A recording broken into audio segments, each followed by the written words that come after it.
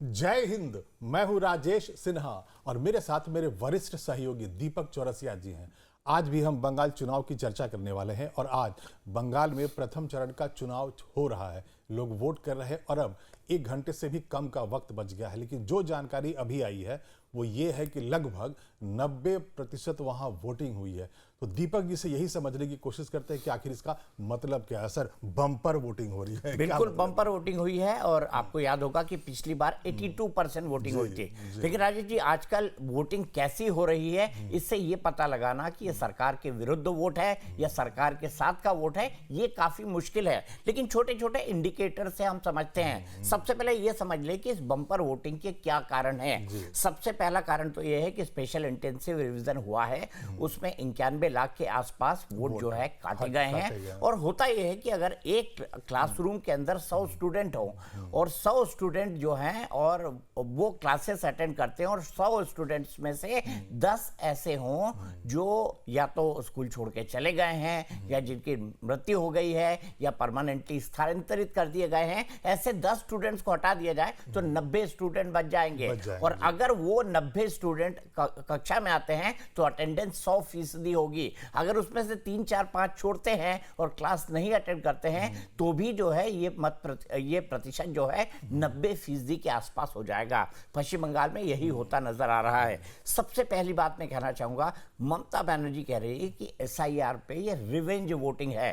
ममता बनर्जी और उनकी पार्टी ने कई स्तर पर मतदाताओं को समझाया है, खासतौर पर माइनॉरिटी को, कि अगर आपका वोट नहीं कटा है तो इस बार जाओ, वोट डालकर आओ। अगर वोट डालकर नहीं आए तो अगली बार आपका वोट भी कटेगा, अगली बार आपका राशन कार्ड भी जाएगा, अगली बार आपकी नागरिकता भी जाएगी और आपको बांग्लादेश में निकाल के भेज दिया जाएगा। तो ये एक बहुत बड़ा कैंपेन था और ये कैंपेन सिर्फ पश्चिम बंगाल के अंदर ही नहीं चला, उन इलाकों के अंदर नहीं चला जहां पर ज्यादा वोट काटे गए हैं, ये पूरे देश में चला है। आपको मैं बताऊं कि कल और परसों 2 दिनों से गुड़गांव से खबरें आ रही थी, नोएडा से खबरें आ रही थी, ग्रेटर नोएडा से खबरें आ रही थी और सोशल मीडिया पर वायरल थी कि जो मेड्स हैं वो बड़ी संख्या में बसों से और ट्रेनों से जा रही हैं और जो गृहिणियां हैं वो इस बात को लेकर परेशान हैं। तो इस चीज में ये फियर फैक्टर ने भी एक बहुत बड़ा काम किया है। जो दूसरा फैक्टर है वो ये है कि भारतीय जनता पार्टी का भी बूथ मैनेजमेंट बहुत बेहतर था। भारतीय जनता पार्टी ने भी बहुत बेहतर बूथ मैनेजमेंट किया। पिछली बार से ज़्यादा ऑर्गेनाइज थे भारतीय जनता पार्टी। पन्ना प्रमुख बनाए गए थे, बूथ्स के प्रमुख बनाए गए थे और उन्होंने अपने वोटर्स को चिन्हित करके रखा था। जैसे मैं आज आपको एक एग्जांपल बताऊं, नंदीग्राम में शुभेंदु अधिकारी, नंदीग्राम के 2 इलाके हैं, एक इलाके में मुस्लिम बहुल है और दूसरा इलाका हिंदू बहुल। तो शुभेंदु अधिकारी जो है वो हिंदू बहुल इलाके में ज्यादा गए और उन्होंने आज साफ साफ कहा कि अगर इस बार पश्चिम बंगाल में भारतीय जनता पार्टी की सरकार नहीं आती है तो सनातन पूरी तरह से खत्म हो जाएगा। तो इसका भी सहारा लिया जा रहा है, ये भी बात कही जा रही है। तो ये भी एक बड़ा मुद्दा है। और तीसरा बड़ा मुद्दा इलेक्शन कमीशन का कैंपेन। इलेक्शन कमीशन ने लगातार एक एग्रेसिव कैंपेन चलाया और ये कहा कि हम भयमुक्त चुनाव करवाएंगे। हालांकि जो धमकी देते हैं या कान के अंदर फुसफुसाते हैं या कानाफूसी करते हैं, जैसे ममता बनर्जी ने SIR से कटे हुए वोटर्स और जो बाकी वोटर्स उनके थे उनके कान में की, खासतौर से माइनॉरिटी वोटर्स के कान के अंदर ये काफी ढंग से फूका गया। लेकिन इसके अलावा आप देखिए 90% वोटिंग में सबसे बड़ी बात यह है कि आज पूरे दिन अभी तक एक भी अनफॉर्चुनेट मौत की खबर नहीं है। वरना पश्चिम बंगाल के चुनाव में हमेशा से ऐसा होता है कि लोग मारे जाते हैं और सबसे ज्यादा आपको पता है कहां मारे जाते हैं? सबसे ज्यादा पंचायत चुनाव के अंदर मारे जाते हैं, क्योंकि वहां की पॉलिटिक्स इतनी ज्यादा बटी हुई है। अब महत्वपूर्ण ये भी है, आज एक चौथा फैक्टर जो है मैं वो आपको राहुल गांधी का भी बताना चाहूंगा, जो आज इलेक्शन के अंदर एक इंपैक्ट डालता है। राहुल गांधी ने 2-3 दिन से वो नहीं जा रहे थे पश्चिम बंगाल में प्रचार करने, क्योंकि ममता बनर्जी ने कहा था बिल्कुल मत आना। लेकिन वोटिंग से पहले राहुल गांधी ने आज एक वीडियो संदेश जारी किया और उसमें उन्होंने कहा कि अगर ममता बनर्जी पश्चिम बंगाल को पोलराइज न करती तो बीजेपी की एंट्री नहीं होती। इससे ममता बनर्जी खासी नाराज बताई जाती हैं। तो ये आज हुआ, ये वीडियो संदेश वोटिंग से पहले राहुल गांधी ने जारी किया, जिससे ममता बनर्जी खासी नाराज बताई जाती है। अब इसका क्या इंप्लीकेशंस होगा, लेकिन ममता ने आज फिर से कहा कि भारतीय जनता पार्टी की इकलौती चैलेंजर वो हैं।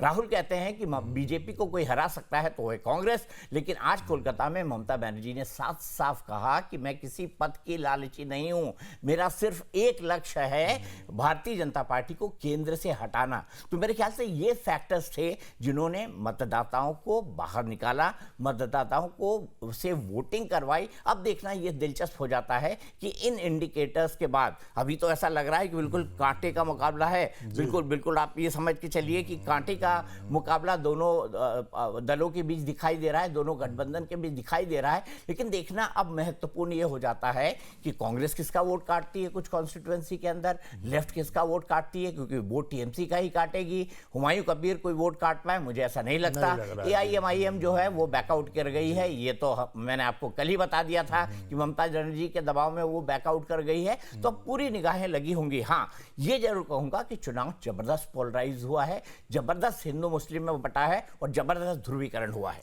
सर, यहाँ पर एक चीज़ बहुत ज़रूरी है यहाँ से चर्चा करना उसके बारे में।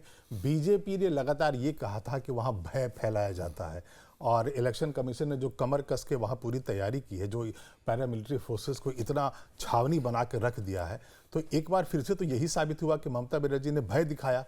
पहले भय दिखाती थी कि बीजेपी आ जाएगी, अभी भी वो कह रही है, ये भय अभी भी दिखा रही है। माइनॉरिटीज को बोल रही है, मुसलमानों को बोल रही है बीजेपी आ गई तो आपका राशन कार्ड गया, आपकी सरकारी स्कीम गई, हमारी जितनी सरकारी स्कीम थे वो बंद हो जाएंगी, 3000 का वादा किया है वो नहीं देंगे। ये सब बातें उन्होंने कही हैं। बीजेपी का भय दिखाया जा रहा है, लेकिन यही भय दिखाया जा रहा है लाठी डंडे बंदूक बम और कट्टे और जो बाकी चीजें हैं उनका डर नहीं दिखाया जा रहा है। ये थोड़ा सा अंतर है। यहाँ पर मैं जो जोड़ रहा हूँ यही है कि भय दिखाने का तरीका उन्होंने अलग निकाला। उन्होंने ये कहा कि अगर यहाँ आकर के आप वोट नहीं करोगे तो आपका वोट कट जाएगा और बीजेपी आ जाएगी हमेशा के लिए आपके हाथ से, जो आपका वोटिंग राइट्स है वो खत्म हो जाएगा, सब कुछ खत्म हो जाएगा, घर बार भी खत्म हो जाएगा। सर, भय तो काम अभी भी कर रहा है ममता बनर्जी का, तो फिर तो बीजेपी सही थे। नहीं, ये दूसरे तरह का भय है, ये दूसरे तरह का भय है। मैं ये कह रहा हूं कि असली भय बंदूक का होता था पश्चिम बंगाल के अंदर, बम का होता था, हथियारों का होता था, लाठी का होता था, डंडे का होता था, दोपहिया बाइक्स पे राउडी तरीके से चलने का होता था। ये सब चीजें इस बार नहीं दिखाई दी हैं। तो मैं उस भय में और इस भय में थोड़ा सा अंतर बता रहा हूं। भय में भी अंतर है, भय में यहाँ पर अंतर दिख गया। आज का बयान है, प्रधानमंत्री ने आज बंगाल में यह कहा है कि चुनाव आयोग ने बंगाल की धरती पर लोकतंत्र की गरिमा को फिर से स्थापित किया। इसका क्या मतलब है? इसका मतलब यह है कि प्राइम मिनिस्टर और पश्चिम बंगाल में जो भारतीय जनता पार्टी के रणनीतिकार थे और सबसे मुख्य रणनीतिकार अमित शाह हैं, जो खुद आज वॉर रूम के अंदर गए थे। वॉर रूम में जाकर उन्होंने देखा कि कैसी पोलिंग हो रही है, किस तरह की खबरें आ रही हैं। हालांकि कुछ खबरें आई, जैसे एक जगह पर भारतीय जनता पार्टी के जो कैंडिडेट है शुभेंदु सरकार, उसकी पिटाई कर दी गई। बड़े बड़े तस्वीरें देखिए, भागते हुए जा रहे हैं और वो टीएमसी के हैं। तो जितनों भी एग्रेशन किया वो तमाम टीएमसी के लोग थे। हुमायूं कबीर ने कंप्लेन किया, अग्निमित्रा पॉल ने कंप्लेन किया।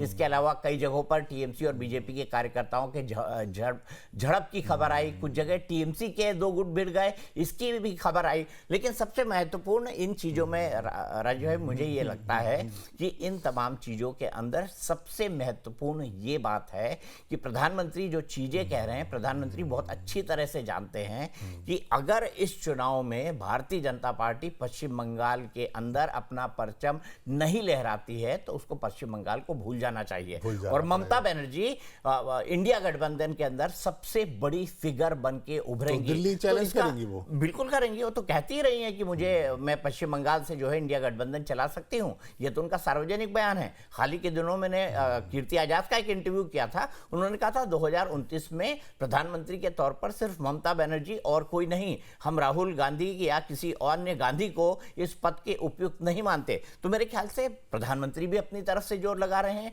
अमित शाह भी अपनी जोर से लगा रहे हैं। और जो मैंने आपको सबसे पहले बताया था ना, भय या भरोसा, इसी फैक्टर को लेकर बीजेपी चली है। उसे लगता है कि लाठी डंडे और बंदूक का भय कम हुआ है, लेकिन भरोसा क्या भारतीय जनता पार्टी बीजेपी जो है वो अपने वोटर्स में जगह पाई है?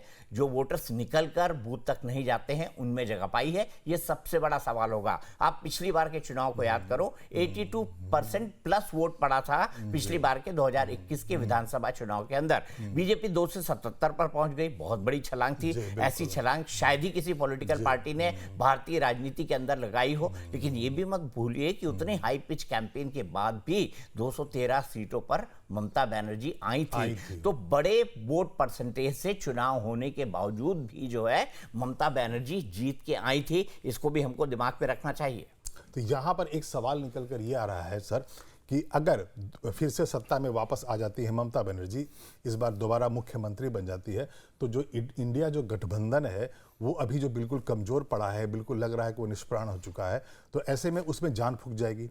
अगर वहां पर दोबारा ये बन जाती है फिर से जान तब फूकेगी जब कांग्रेस चाहेगी। अगर कांग्रेस उसको मुर्दा ही रखना चाहेगी तो इंडिया गठबंधन मुर्दा ही रहेगी। देखिए, सबसे बड़े दल के तौर पर ये कांग्रेस की जिम्मेदारी है कि वो इंडिया गठबंधन को चलाए, उसकी बराबर बैठक करे। लेकिन इंडिया गठबंधन की बैठकें सिर्फ पार्लियामेंट हाउस के वक्त में हो पाती है राजेश जी। उसके अलावा नेताओं के बीच कोई आपसी कम्युनिकेशन हो, आपसी बातचीत हो, कोई साझा कार्यक्रम हो, ये होता ही नहीं है। पश्चिम बंगाल के चुनाव से पहले भी आप देखिए ना, कांग्रेस और तृणमूल कांग्रेस के बीच किस तरह का सीधा संघर्ष हमको देखने को मिला था। खुद अपनी एक रैली के अंदर ममता बनर्जी पर राहुल गांधी ने भ्रष्टाचार के आरोप लगाए थे। ये भी एक हकीकत है। हाँ, दूसरी रैली करने नहीं गए वो दूसरी बात है, लेकिन आज उन्होंने फिर से एक बार ममता बनर्जी पर हमला बोल दिया। तो इंडिया गठबंधन ममता बनर्जी के जीतने के बाद जो मृतप्राय पड़ा हुआ है उसमें जान फूक जाएगी तुरंत। ये कहना मेरे ख्याल से जल्दीबाजी होगी। अच्छा, यहाँ पर अब सवाल ये उठ रहा है कि आज बम्पर वोटिंग हुई, 90% 5 बजे तक हुआ है, तो हो सकता है कि वो 95, 6, 7, 8% तक हो जाए। बिल्कुल। तो प्रथम चरण में जिस तरह से उत्साह मिला है वोटर्स को, तो इसके पीछे हम कारण क्या माने? ममता बनर्जी जो भय दिखा रही थी वो, या नरेंद्र मोदी ने जो भरोसा दिलाया है, जो 6 गारंटीज दी, और जिस तरह से वहां पर पोल मैनेजमेंट अमित शाह बैठकर कर रहे हैं, तो ये किसका सक्सेस देखा जाएगा, ममता बनर्जी का या बीजेपी के पोल मैनेजमेंट? मेरे ख्याल से दोनों ने अपनी तरफ से बहुत मेहनत की है, और मैं मानता हूं कि ममता बनर्जी जितने भी इंडिया गठबंधन के घटक दल हैं उनमें जितनी भी पॉलिटिकल पार्टियां हैं उनमें सबसे बेहतर पोल मैनेजर हैं। वो निटिग्रिटीज़ में जाती हैं, लगातार 5 साल तक जो है वो चुनाव प्रिपरेशन का काम करती हैं। और जिस तरह की राजनीति अमित शाह और नरेंद्र मोदी करते हैं कि उन्होंने बीजेपी को एक इलेक्शन मशीन बना दिया है, कमोबेश उसी तरह की इलेक्शन मशीन तृणमूल कांग्रेस भी है। ममता बनर्जी लगातार सड़क पर रहती हैं, तो मेरे ख्याल से ममता बनर्जी की सफलता है, और मेरे ख्याल से प्रधानमंत्री मोदी की भी सफलता है, बीजेपी के रणनीतिकारों और अमित शाह की भी सफलता है। मैं दोनों को इसका क्रेडिट दूंगा, क्योंकि अभी जो है जिस तरह की वोटिंग हुई है बम्पर, उसके बाद ये कहना कि सरकार सरकार बदल जाएगी या भारतीय जनता पार्टी आ जाएगी, ये कहना थोड़ी जल्दबाजी होगा। मेरे ख्याल से कल सुबह तक जब एग्जिट पोल के डाटा निकलकर जो सामने आएंगे ना, और वैसे भी ये फेज जो है, इसमें तो आपने 152 सीटें हैं, इसमें भारतीय जनता पार्टी का प्रदर्शन पिछली बार ठीक ठाक रहा था, बुरा नहीं रहा था। बुरा तो उसका प्रदर्शन रहा था जो फेज 2 का इलेक्शन है, जिसमें कोलकाता और जो ग्रेटर कोलकाता की सीटें शामिल है। कोलकाता की 11 सीटें जो हैं वो भारतीय जनता पार्टी को नहीं मिली थी। तो यहां पर यह समझना महत्वपूर्ण हो जाता है राजेश जी। मैंने आपको 5 कारण बताए, एक इलेक्शन कमीशन कारण बताया, एक बीजेपी कारण बताया, एक ममता बनर्जी कारण बताया, एक मैंने एसआईआर को कारण बताया कि क्यों वोट परसेंटेज ज्यादा हुआ है। लेकिन मैं किसी जल्दबाजी में नहीं रहूंगा इसके नतीजे में पहुंचने के लिए। हालांकि मैं बता दूं कि सट्टा बाजार जो है वो ये कह रहा है, फरौदी का सट्टा बाजार, वो मैं आपको बता देता हूं, फरौदी का सट्टा बाजार कह रहा है कि ममता बनर्जी जो है वो इस चुनाव को थोड़े से मार्जिन से जीत रही है। ये उनका प्रेडिक्शन है, लेकिन ये बदलेगा भी वोटिंग के बाद, ये वोटिंग के पहले का प्रेडिक्शन है। तो अभी जो जानकारी निकल कर आ रही है और जो बम्पर वोटिंग हुई उसके अनुसार तो अभी ये कहना बहुत मुश्किल है कि आखिर ऊंट किस करवट बैठेगा, सत्ता में वापस आ जाएंगे ममता बनर्जी या बीजेपी जो पूरी तरह से पुरजोर कोशिश में लगी है। खुद नरेंद्र मोदी वहां पर बार बार कैंपेन करने गए थे, अमित शाह वहां आज भी कैंप कर रहे हैं। तो ऐसे में आखिर कौन जीतता है ये चुनाव, ये 4 मई को पता चलेगा कि हाँ दीदी 4 मई को जाती है या वापस आती है। हम ऐसे ही वीडियोस आपके लिए लेकर फिर से आते रहेंगे, लेकिन अगर ये वीडियो आपको अच्छा लगा हो तो आप इसे लाइक कर दें और शेयर कर दें। और हमारा न्यूज़ चैनल है लाइव टाइम्स, उसके ऐप को आप प्ले स्टोर पर जाकर डाउनलोड करें और 24 घंटे हमारा न्यूज़ चैनल लाइव टाइम्स देखते रहिए। तब तक के लिए धन्यवाद।